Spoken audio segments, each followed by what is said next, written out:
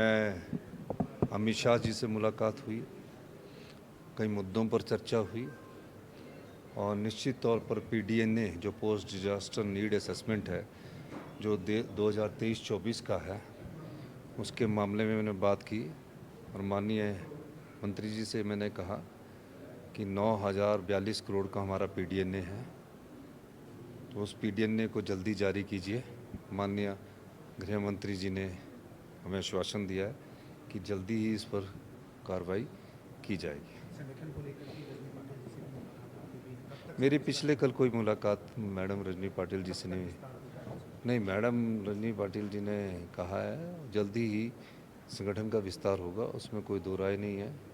और उन्होंने सबसे बातचीत करके सबको साथ लेकर बात करने के आगे बढ़ने की सबने बात की है। तो निश्चित तौर पर मैडम ने सभी से बात करके एक अच्छा संगठन बनाने की हमारी उत्तरदायित्व है, तो उसमें उन्होंने चर्चा की है और चर्चा करने के बाद जैसे ही हाई कमांड उनको अप्रूवल देगा उसके बाद वो घोषणा कर दी जाएगी।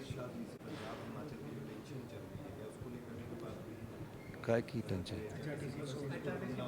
नहीं, उस मामले में मैंने कोई बात नहीं की।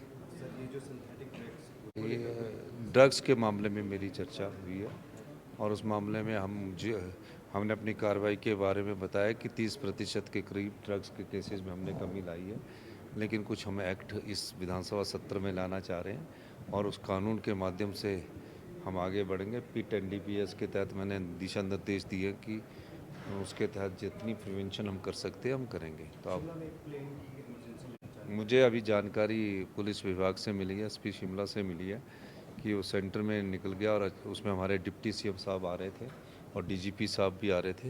डिप्टी सीएम साहब से तो मेरी अभी बात नहीं हुई है, लेकिन ये पता लगा है कि वो बीच में ही उसका टायर बस्ट हुआ, इमरजेंसी ब्रेक लगानी पड़ी। उस मामले में मैं जो है सिविल एविएशन मिनिस्टर से भी बात करूँगा। धन्यवाद।